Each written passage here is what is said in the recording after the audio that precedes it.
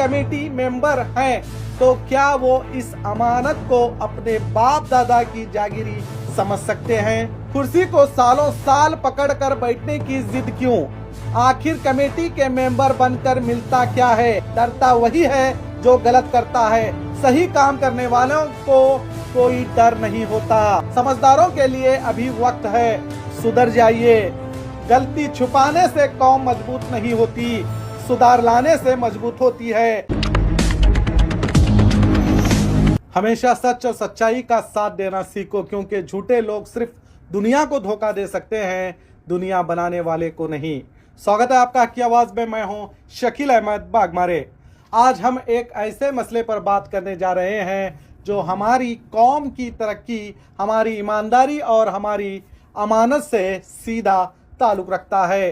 वक्फ की प्रॉपर्टी, वक्फ की अमानत और वक्फ कमेटीज का फर्ज और उन फर्जों से जुड़ी हुई वो सच्चाई जिसे कहना जरूरी है।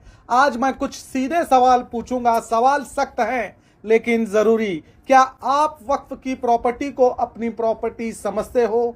क्या वक्फ की जमीन, वक्फ की दुकानें, वक्फ की इनकम आपकी या आपके परिवार की होती है? क्या वक्फ की आमदनी आपकी पर्सनल इनकम बन सकती है? और अगर कोई कमेटी मेंबर हैं तो क्या वो इस अमानत को अपने बाप दादा की जागीरी समझ सकते हैं? हमने ये सवाल कई लोगों से किए और हर एक का जवाब एक ही था, वक्फ प्रॉपर्टी हमारी नहीं, वक्फ प्रॉपर्टी हमारे बाप दादा की भी नहीं, इसका 1 रुपया भी खाना गुनाह है। कहा आप 100 लोगों से भी पूछ लो, जवाब यही मिलेगा। लेकिन फिर एक सवाल दिमाग में उठता है, अगर सबको पता है कि वक्फ की अमानत की कीमत क्या है तो फिर कमेटी का मेंबर प्रेसिडेंट बनने के लिए लड़ाई क्यों? कुर्सी को सालों साल पकड़कर बैठने की जिद क्यों? आखिर कमेटी के मेंबर बनकर मिलता क्या है? आज बीजापुर शहर और पूरे जिले में ऐसे कई मस्जिदें हैं, शादी हॉल हैं, दुकानें हैं जिनकी कमेटी कई साल से अब तक नहीं बनी। कारण आपसी नाइत्तेफाकी, जिद और खुद को बड़ा दिखाने की कोशिश में कौम के इदारे तरक्की से महरूम हैं। आज मेरा मकसद किसी को नीचा दिखाना नहीं बल्कि सिस्टम को ठीक करना है, वक़्फ़ को बचाना है, अमानत को ईमानदारी से संभालना है। और हाँ, कुछ लोगों ने ये भी कहा, शकील भाई आप अगर कमेटी की गलतियां पब्लिक में रखेंगे तो नफरती नेता इसका फायदा उठाएंगे, पूरी कम्युनिटी पर इल्ज़ाम लगाएंगे। इन दोस्तों को मैं सिर्फ इतना कहना चाहता हूँ, गलती छुपाने से कौम मजबूत नहीं होती, सुधार लाने से मजबूत होती है। जो नफरती लोग हैं वो तो बिना वजह भी इल्ज़ाम लगाते रहेंगे। तो क्या हम उनके डर से सच बोलना छोड़ दें? ज़रा सोचिए आप। मैं वक्फ कमेटियों के खिलाफ नहीं, बेईमानी के खिलाफ हूँ। मैं अपने कम्युनिटी की बदनामी नहीं कर रहा, मैं उन वजूहात को ख़त्म करना चाहता हूँ जिससे बदनामी होती है। और याद रखिए, बदनामी गलत करने से होती है, सच बोलकर गलती को रोकने से नहीं। अब बात करते हैं वक्फ कमेटी की असली जिम्मेदारियों की। कमेटी का सबसे पहला फर्ज होता है वक्फ की प्रॉपर्टी की हिफाजत, इल्लीगल कब्जा, मिसयूज बचाना, किराए में धांधली, इन सब से अमानत को बचाना।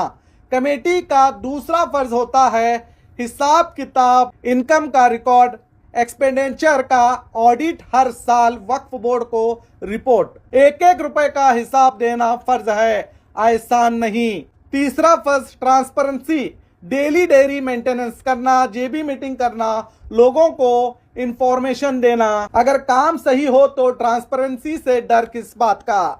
डे टू डे एडमिनिस्ट्रेशन, मस्जिद, दरगाह, कब्रिस्तान, मदरसों का पूरा इंतज़ाम, ये भी कमेटी की जिम्मेदारी है।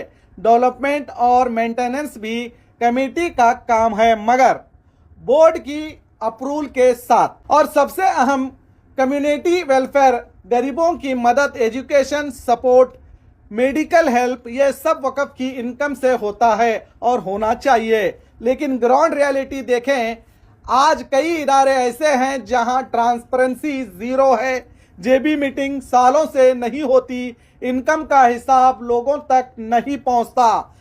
कमेटी मेंबर्स कुर्सी को अपनी जागीर समझकर बैठे हैं और जब सवाल करो तो जवाब नहीं, सिर्फ गुस्सा।